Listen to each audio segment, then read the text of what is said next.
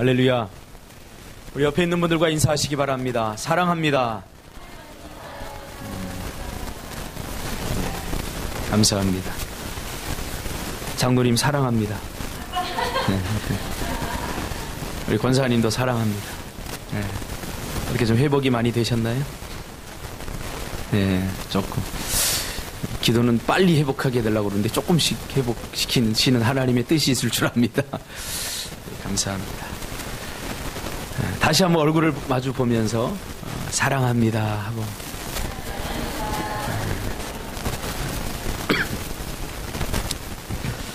오늘 참 좋은 날입니다. 우리 장로님 기도했던 것처럼 단비가 내렸습니다. 이 비가 내리는데 얼마나 제가 즐겁던지요. 평소 같으면 좀 짜증이 났을 텐데 비가 내리니까 그냥 마음이 시원한 게 이젠 됐구나. 그런 생각을 해봅니다. 오늘 이 말씀 중심에서 답이라는 제목으로 하나님 말씀 증거하겠습니다. 이 세상에 문제없는 사람은 단 한 사람도 없습니다. 사람은 누구나 저마다의 문제를 끌어안고 살아가고 있는 거죠. 가끔 TV에서 보거나 매스컴에서 저런 사람은 정말 행복하겠다. 그렇게 생각했던 사람들이 가끔 자살을 하거나 또 저런 사람은 문제가 없겠지 하면서 행복해 보이기만 한 사람과 이야기하다 보면 아무에게도 말할 수 없는 고민을 털어놓으면서 한숨 짓는 것을 보면서 이 세상에는 문제없는 사람은 한 사람도 없구나. 그것을 깨닫게 됩니다. 여러분은 요즘 어떤 문제 때문에 고민하고 계십니까? 어떤 문제 때문에 가슴 답답해 하십니까? 가끔 우리 태영이의 카톡을 보면 태영이가 무엇 때문에 가슴앓이를 하고 있는지 어렴풋하게나마 느낄 수가 있고요. 더 진하게 느끼시려면 병훈이의 카톡을 보면 그가 무엇 때문에 고통당하고 있는지 가슴으로 팍팍 와서 느껴집니다. 많은 사람들이 문제를 만나고 성도들이 문제를 만날 때마다 그 문제가 빨리 해결이 됐으면 좋겠다라고 생각하는 게 목사의 심정입니다. 그럴 때는 모든 문제를 풀 수 있는 마스터키가 저에게 있었으면 좋겠습니다. 그래서 문제를 만나 고통당하고 어려움을 당할 때마다 제가 여러분이 그 키를 주는 거죠. 자, 문제를 여세요. 참 그러고 싶을 때가 한두 번이 아닙니다. 오늘 살펴볼 이 고린도 전서는 고린도 교회의 문제를 다룬 성경입니다. 고린도 교회는 정말로 사도 바울의 속을 엄청 썩인 교회입니다. 이 고린도 교회는 사도 바울이 2차 전도 여행을 하고 할 때 세워진 교회입니다. 바울이 이 고린도에 복음을 전하고 그리고 교회를 개척하고 그 교회를 세우고 그 교회를 떠나게 되죠. 그리고 나서 이 고린도 교회는 많은 문제들이 발생합니다. 그래서 고린도 교회에서는 이래서는 안 되겠다. 그래서 고린도 교회에서 투표를 해서 3명의 대표를 뽑고 그 3명의 대표를 사도 바울이 있는 에베소로 파송을 하게 됩니다. 사도 바울이 이 고린도 문제를 풀 수 있도록 좀 해결책을 달라. 그래서 고린도 교회의 문제를 갖고 이 대표단 3명이 에베소에 있는 사도 바울을 찾아가게 되죠. 사도 바울을 찾아가서 사도 바울에게 그 고린도 교회의 문제를 이야기하는 걸 보니까 문제가 한두 가지가 아닙니다. 여러분, 교회는 문제가 없어야 되지 않습니까?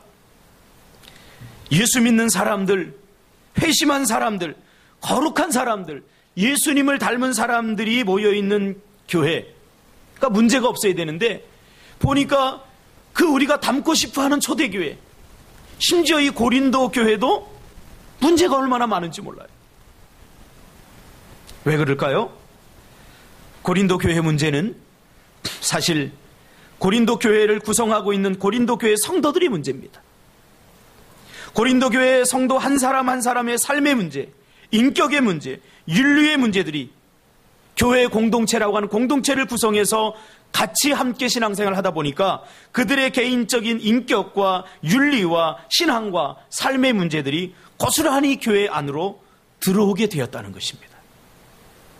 그러면서 그 문제가 공동체 전체로 확대되고 교회의 문제가 되어버린 거죠. 그래서 이 고린도 교회는 사실 좋은 예로서 모델링이 아니라 적극적 의미로서 이런 교회가 되어서는 안 된다 하는 의미로 쓰임받은 교회입니다. 이런 교회가 되어서는 안 된다. 그것을 보여주는 소극적 의미의 모델링이 된 거죠. 여러분은 적극적 의미로 쓰임받기를 주님의 이름으로 축복합니다. 이런 사람이 돼. 이런 믿음의 사람이 돼야 돼. 이렇게 복받아야 돼. 이렇게 쓰임을 받아야지. 고린도 교회는 이래서는 안 돼. 하는 소극적 의미로 쓰임을 받았던 교회죠. 그럼 고린도 교회가 어떤 문제가 있었는가? 우리가 고린도 교회의 중요한 문제 몇 가지만 살펴보더라도 대충 10가지 이상입니다. 10가지 이상. 첫째로 고린도 교회의 문제는 파벌주의였죠. 파벌주의. 파벌주의가 많은 갈등을 만들어냈습니다. 교회는 다양한 사람들이 모입니다. 다양한 성격과 다양한 성품과 다양한 그 자라온 배경. 그래서 다 틀려요. 어떤 사람은 고구마를 좋아하는 사람이 있는 반면에 어떤 사람은 감자를 좋아하는 사람이 있어요. 근데 고구마 좋아하는 사람이 저 사람 감자 먹는 사람 저 사람 이상하다. 저 무슨 맛으로 먹지? 이게 교회예요. 그렇게 들릴 수 있어요. 그래서 이 고린도 교회는 바울파, 아볼로파, 베드로파, 그리스도파. 저는 정당들이 자꾸 이름을 바꾸는데 왜 바꾸는지 모르겠어요.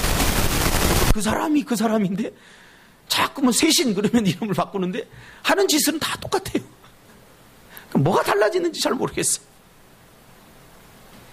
고린도 교회도 바울파, 아볼로파, 베드로파, 그리스도파 도대체 뭐가 다르죠? 똑같아요. 근데 네 개의 파를 나누고는 나는 바울파야, 나는 아볼로파야, 나는 뜨거운 열정적인 베드로파야, 나는 이것도 저것도 아니고 나는 오직 예수만 따를 거야, 그리스도파야. 그러면서 나누어졌다는 거예요. 두 번째 문제는 고린도 교회의 성적인 문제입니다. 고린도 교회 그 안에 성적인 문제들이 발생하게 되죠. 아버지에게 후첩이 있는데 그 아들이 그 후첩과 잠자리를 하죠. 왜냐하면 나이 차이가 많이 나니까 후첩, 그렇죠? 그런 일들이 발생하면서 가정이 깨어지고 또 고린도 교회 안에 이런 문제들이 발생하게 됩니다. 세 번째로는 성도들 사이에 송사가 붙죠.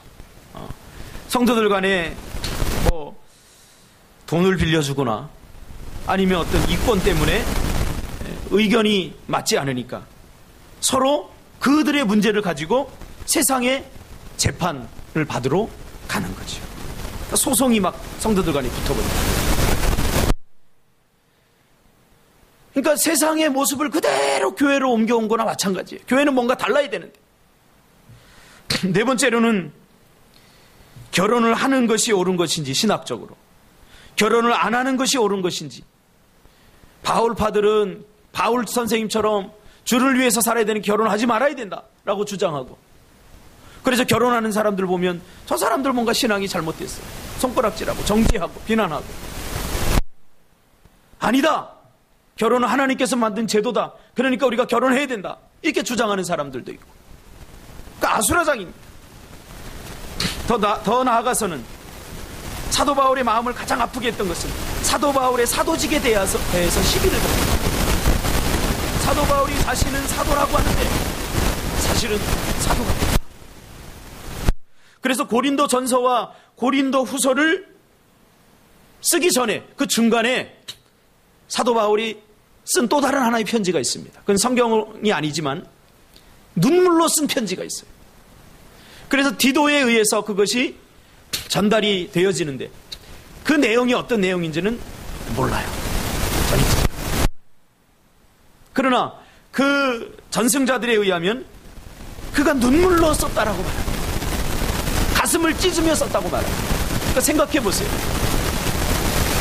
사도 바울이 하나님께서 부르신 사도인데, 사도로서 사도직을 감당하는데 저 사람은 사도가 아니야. 그러니까 저 사람이 전하는 말을 들을 필요가 없어. 저 사람 뭔가 잘못된 사람이야. 사도 바울의 사도직을 부인해버린 거예요. 생각해보세요. 민지가 박 목사는 목사가 아니야. 가슴이 아파.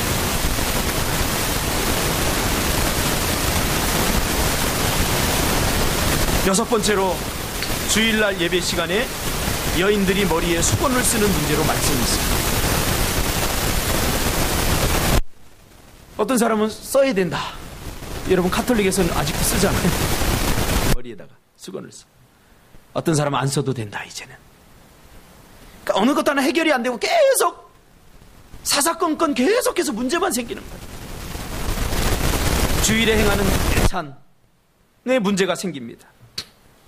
또 여덟 번째로, 은사 문제 때문에 다양한 은사가 있어요. 근데 어떤 사람은 이 은사가 더 좋다, 어떤 사람은 저 은사가 좋다, 자기가 받은 은사를 자랑하면서 은사는 하나님께서 섬기기 위해서 주신 것인데 그것을 자랑거리로 삼으면서 은사의 레벨을 먹여버리는 거죠. 방언이 제일 높은 은사야. 뭐가 그 다음 번이야. 이러면서 그 은사를 갖고 있지 않는 사람들이 너를 향해서 정죄하는 거죠. 아홉 번째는 부활에 관한 문제입니다. 부활. 정말 죽은 자들이 다시 부활할 수 있느냐. 왜냐하면 사두개인들은 부활을 부정하는 사람들이거든요. 근데 사두개인이었다가 예수를 만나서 영접했던 사람들은 여전히 부활이 없음을 주장하고 있는 거죠. 열 번째로는 연보에 관한, 헌금에 관한 문제입니다. 물질의 문제죠. 11번째로는 우상의 재물에 관한 문제입니다. 하나님의 백성이 우상에게 드렸던 재물을 먹어도 되느냐 먹지 않아야 되느냐. 그래서 먹는 사람들은 자유하다, 먹어도 된다. 근데 어떤 사람은 먹는 건 죄다. 이런 다양한 문제들이 결국 교회의 분열을 일으키고 교회의 부흥과 성장을 막고 교회의 다움을 상실하게 만듭니다. 뿐만 아니라 고린도교의 성도들 간의 불신이 만연하게 되는 것입니다. 서로 사랑하고 서로 섬기고 서로 도와주고 한 마음 한 뜻이 되어서 사역을 감당해야 되는데 그야말로 아수라장이 되어버린 거죠. 그러면서 책임 전가는 너 때문이다. 너 때문이다. 그 소식을 들은 사도 바울은 가슴이 찢어지는 듯합니다. 사도 바울은 고린도 교회를, 그리고 고린도 교회 성도들을 자신이 낳았다라고 표현했습니다. 자신이 낳았어요. 그러나 그 교회가 이런 문제 때문에 어려움을 당하고 그 어려움에 처해 있는 것을 보면서 안타까운 마음을 가지고 기도하면서 이 문제들에 대한 답을 일일이 기록해서 편지를 통해 그 해결책을 제시해 주었는데 그것이 바로 고린도전서입니다. 겉으로 드러난 보여지는 이런 문제들을 사도 바울이 가지고 고민을 합니다. 그러면서 이 문제를 어떻게 풀까? 하나님 도와주세요. 기도하면서 그 문제에 대한 일일이 성령께 주시는 그 답을 기록하다가 사도 바울이 깨달은 것이 한 가지가 있어요. 그 뭐냐면 이 겉으로 드러난 이 보이는 문제는 결국 눈에 보이지 않는 어떤 문제로 인해서 생겼다는 사실을, 이 모든 다양한 문제들의 그 뿌리는 결국 한 가지 문제 때문이다 라는 것을 발견하게 됩니다. 그 문제가 뭐냐면 바로 고린도 교회 성도들 안에는 사랑이 없었다는 거죠. 여러분, 사랑이 없으면 모든 것이 문제가 됩니다. 사실 문제 없는 사람은 없습니다. 그러나 사랑하면 문제가 더 이상 문제가 되지 않습니다. 여러분 기억하세요. 사랑이 없으면 모든 것이 문제가 되지만 사랑하면 모든 문제를 해결할 수 있습니다. 그래서 사도 바울은 너희가 아무리 천사의 말을 할지라도 사랑이 없으면 소리나는 구리와 울리는 꽹과리가 된다. 방언을 말하는 거죠. 아무리 유창하게 방언을 하고 아무리 멋지게 기도하고 그래도 사랑이 없으면 그것은 소리나는 구리와 울리는 꽹과리가 된다라고 말하는 것입니다. 사랑이 없는 칭찬, 사랑이 없이 던진 충고, 사랑이 없이 던진 아무리 좋은 말도 그 말을 듣는 상대방에게는 그저 알아들을 수 없는 울리는 꽹과리에 불과한 거죠. 잔소리에 불과한 거죠. 듣기 싫은 참견이죠. 사랑이 없는 헌신, 사랑이 없는 봉사는 결국 자기 자랑이 되는 거죠. 다른 사람을 향한 정죄와 비난이 되는 거죠. 그러나 사랑으로 하면 다른 사람의 마음을 감동시킬 수 있습니다. 사람을 변화시키는 말과 행동이 되는 거죠. 그리고 내가 예언하는 능력이 있어도 심지어 산을 옮길 만한 믿음이 있어도 사랑이 없으면 아무것도 아니라는 거죠. 우리가 역사 속에서 미국과 영국에서 수많은 선교사들이 세계로 퍼져나갔어요. 30년, 40년, 50년이 지난 후에 어떤 선교사가 성공했느냐, 어떤 곳에 복음이 들어가서 정착했느냐, 그것을 연구한 학자들이 깜짝 놀랐어요. 실력 있고 능력 있는 선교사들, 잘 훈련된 선교사들이 들어가서 복음을 전한 곳에 복음이 정착되고 교회가 세워진 것이 아니라 사랑의 선교사가 들어갔던 곳에 복음이 정착되었다는 것입니다. 복음을 전하는 것도 사랑이 없으면 결실을 맺을 수 없는 것입니다. 오늘 본문에는 산을 옮길 만한 믿음이 있어도 사랑이 없으면 아무것도 아니라고 말합니다. 생각해 보세요. 산을 옮길 만한 믿음이 얼마나 대단합니까? 그 믿음이 기적을 낳고 그 믿음이 위대한 일들을 하지 않습니까? 그러나 사랑이 없으면 그 믿음조차도 아무것도 아니라는 사실입니다. 그 다음에 사도 바울은 계속해서 이야기합니다. 내게 있는 모든 물질을 다 들여서 다른 사람을 위해 구제하고 그를 섬기고 그를 살린다고 해도 사랑이 없으면 아무것도 아니다. 뿐만 아니라 내 몸을 불사르게 내어주고 다른 사람을 위해 기꺼이 목숨을 내던진다고 할지라도 사랑이 없으면 아무것도 아니다.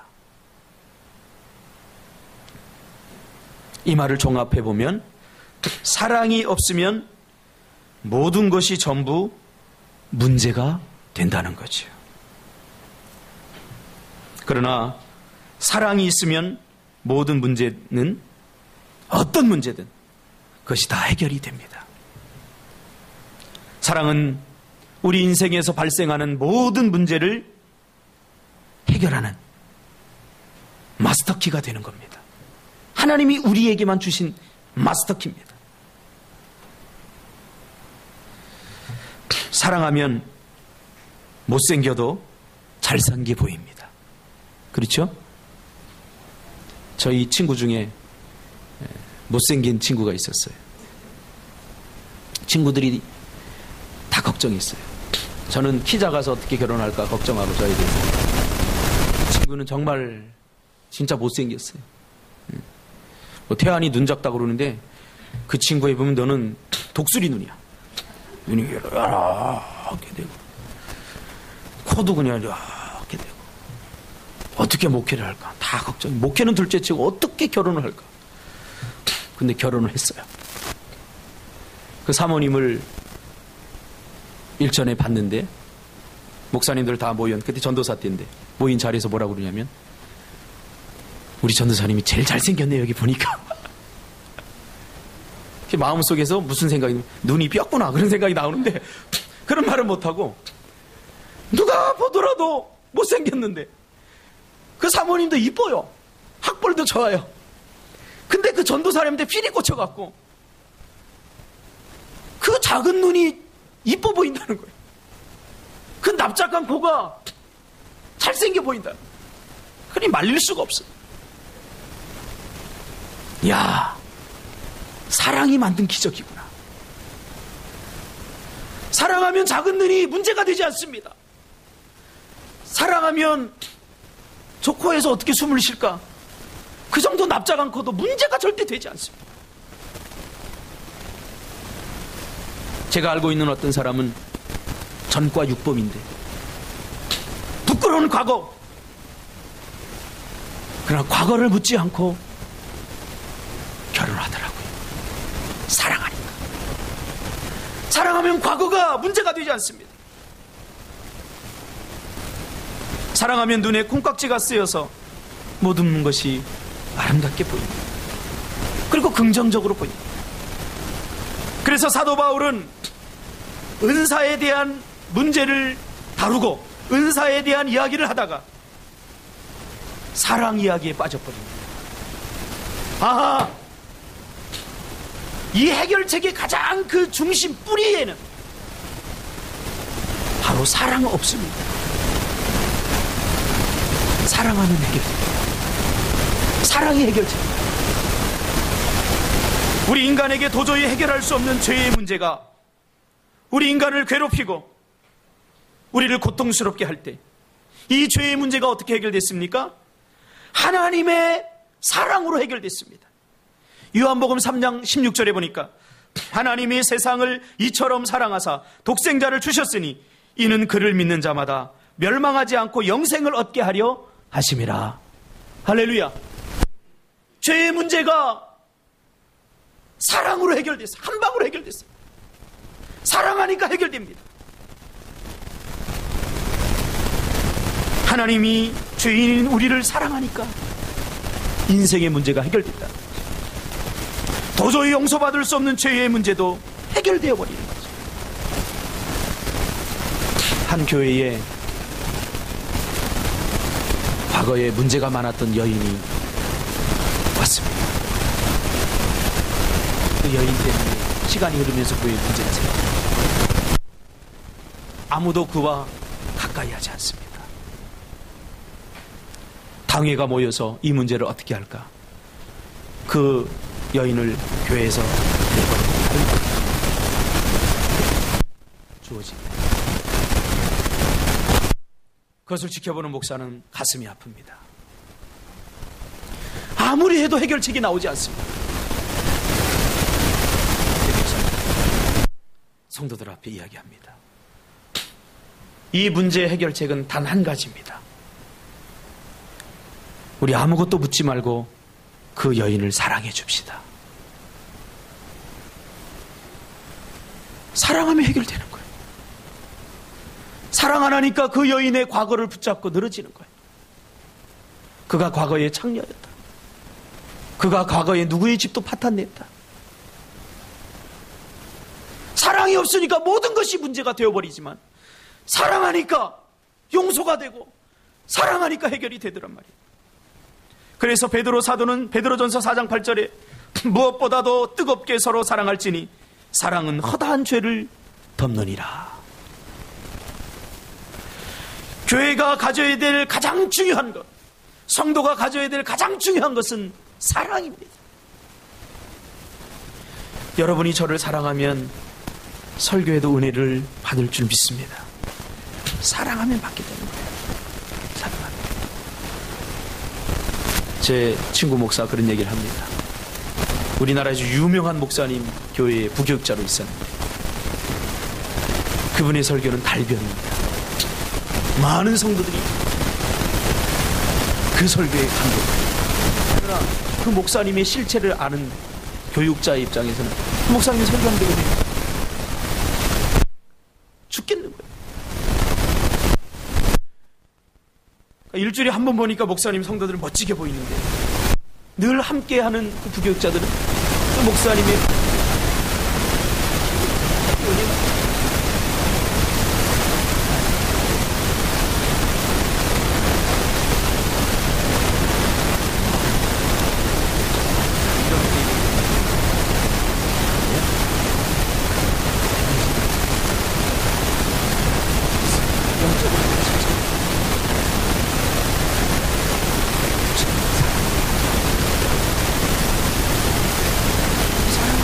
겁니다.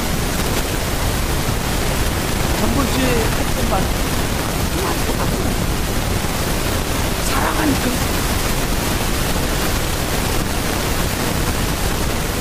사랑하면 다른 사람의 허물과 죄를 문제를 문제 삼지 않고 용서하고, 사랑하면 밥 먹을 때 소리 내서 먹으면 밥 먹고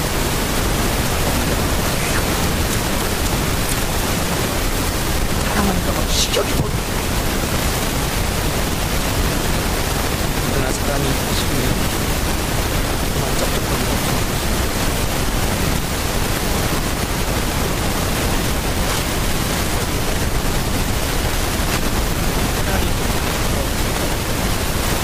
시끄럽다고 해. 사랑이 없어.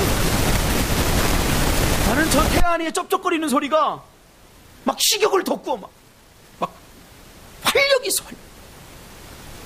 사랑하면 남편의 발냄새도 향수 냄새처럼 달콤하지만 사랑이 식어지면 코를 막게 됩니다. 그 냄새를 맡는 순간 확 짜증이 나버립니다.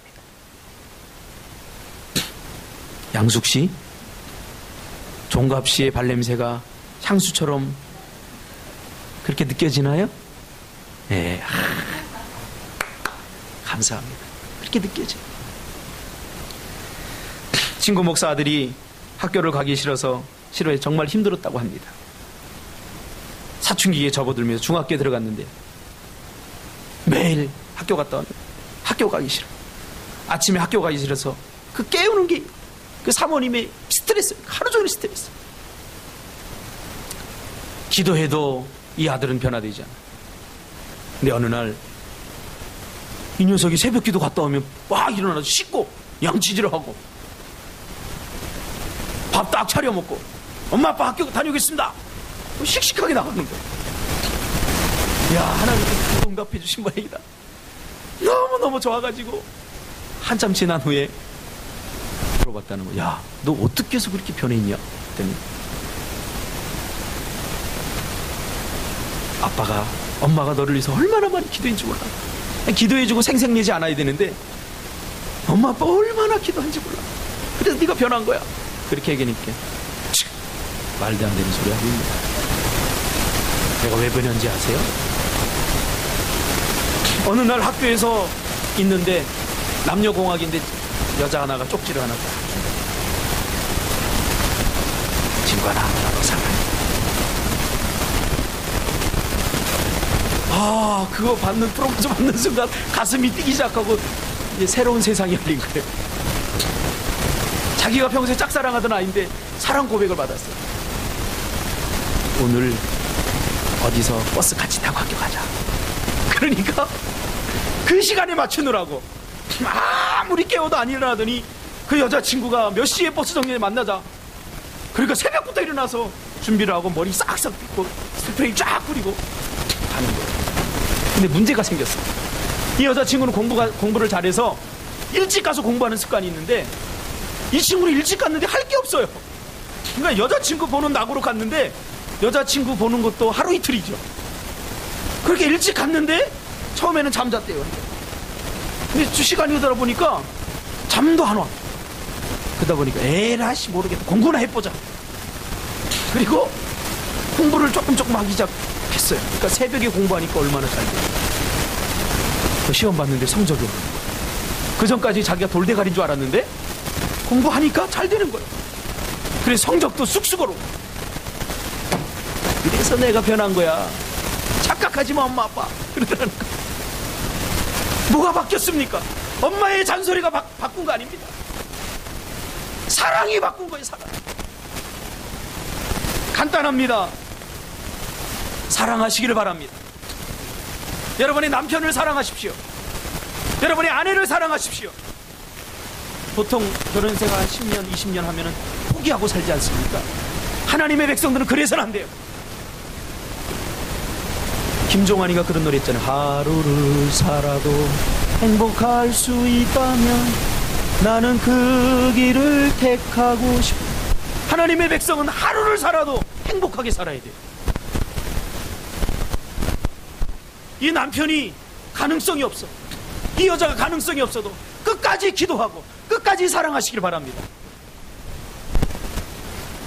그리고 자기가 하는 일들, 여러분이 속해 있는 우리 꿈틀교회를 사랑하시기 바랍니다. 그리고 조금 에너지가 남는다면 저도 사랑해 주시기 바랍니다. 모든 문제에 사랑을 대입하면 문제가 해결됩니다. 제가 언젠가도 그런 얘기 했잖아요. 미국에 큰 문제가, 미국인 정원이 있는데 민들레가 많은 알러지를 일으킵니다. 그래서 민들레를 뽑아내고 약을 치고 아무리 해도 민들레가 없어지지 않는다. 미국 농무성에다가 도대체 민들레를 없애려면 어떻게 됩니까? 여러 가지 해결책을 주는데 안 없앱니다. 마지막에 편지가 왔다. 딱 한 가지 방법밖에 없습니다. 민들레를 사랑하십시오. 그 말을 듣는 순간 민들레가 천덕꾸러기가 아니라 민들레를 사랑하는 순간 삶이 달라졌어요. 오죽하면 정신과 치료까지 받았는데 그 민들레 때문에 이사갈까까지 생각했는데 민들레를 사랑하니까 완전히 달라졌어요. 혹시 여러분의 자녀가 믿기만 합니까? 말 안 들어서 사춘기를 맞은 자녀들 죽이고 싶죠? 내가 낳았는데 말 안 들어서. 사랑하시기 바랍니다. 사랑하면 원수도 친구가 됩니다. 그러나 사랑은 말처럼 쉽지 않습니다. 사랑은 그 사랑의 아픔을 내 아픔처럼, 그 사람의 고통을 내 고통처럼 느끼고 같이 해야 되기 때문입니다. 엊그제 금요일에 철야 기도를 하면서 저는 마음이 뜨거워지면서 하나님이 저에게 아주 큰 응답을 주셨어요. 저는 목회의 모토가 파이어, 리바이벌 파이어, 불 붙이는 목회. 근데 뭔가 좀 허전했어요. 불 붙이려고 하면 할수록 힘들었어요. 불이 안 붙었어요. 늘 그것이 저의 고민이었고, 기도 제목이었고, 고통이었고, 영적인 아픔이었습니다. 금요일날 기도하는데 하나님이 저에게 음성을 들려줬어요. 강한 터치를 해주셨어요. 은섭아, 사랑의 불을 붙여라. 사랑의 불을 붙여라. 그동안 저에게는 문제가 하나 있었습니다. 상담을 하면서 본의 아니게 버릇처럼 생긴 것입니다. 상담을 하는 것은 그 사람의 아픔과 그 사람의 문제와 그 사람의 고통을 함께 공감하고 함께 한다는 딜레마가 있습니다. 그러다 보니까 상담을 하면 그 사람의 아픔과 그 사람의 고통과 그 사람의 그 모든 문제들이 마치 나의 문제처럼 내 영혼을 힘들게 하고 내 마음을 고통스럽게 했습니다. 차라리 안 들었으면 괜찮은데 그런 내용을 내가 다 끌어안고 살려고 하니까 목회도 힘든 거예요, 사실.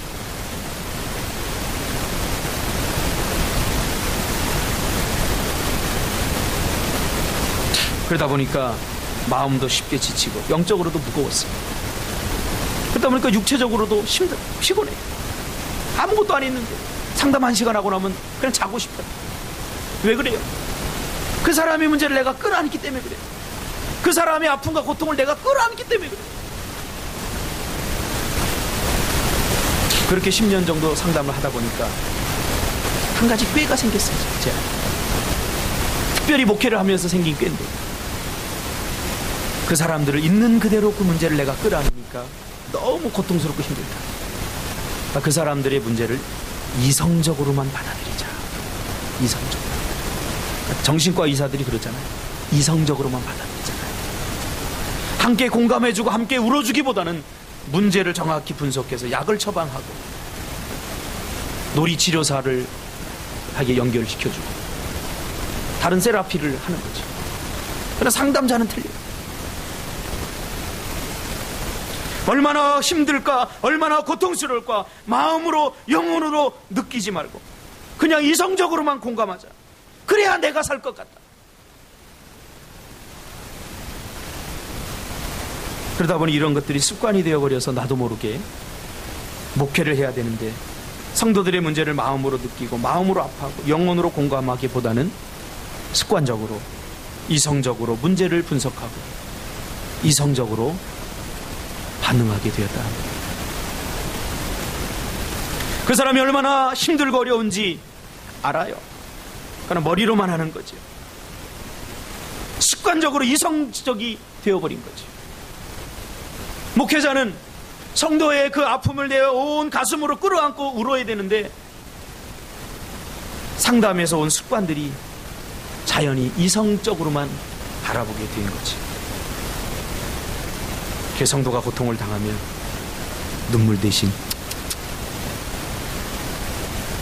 이렇게 되어버리더라고요.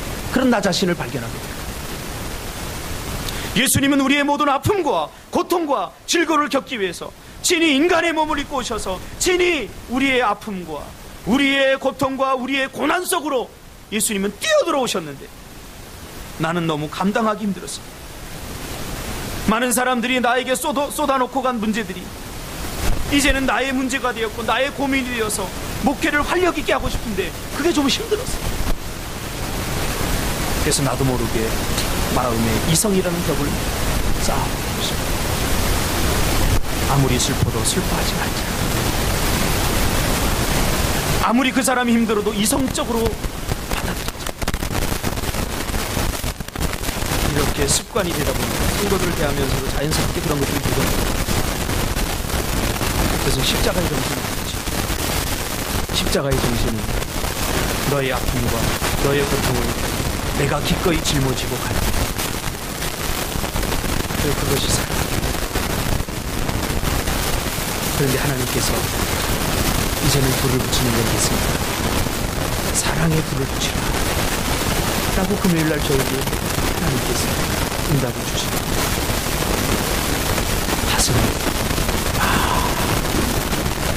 그렇다고 해서 제가 여러분들을 사랑하지 않는 건 아닙니다.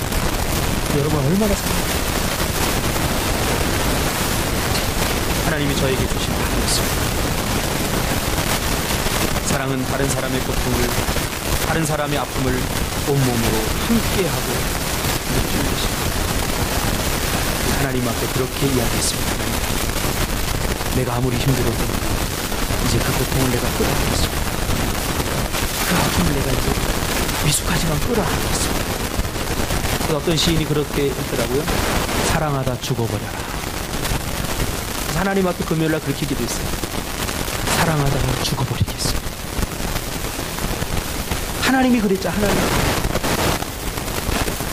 하나님이 우리를 사랑하다가 죽어버렸죠.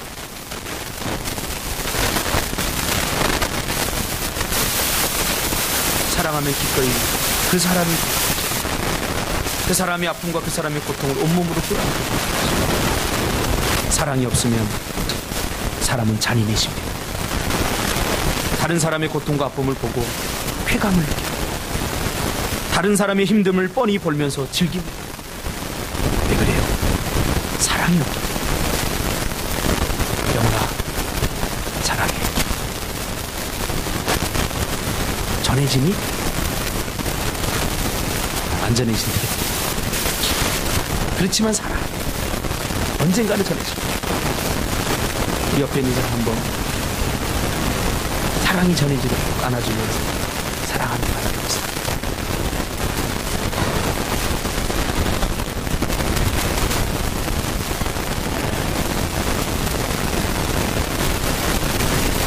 더 이상 말이 필요 없어요. 사랑의 해결책 기도하겠습니다.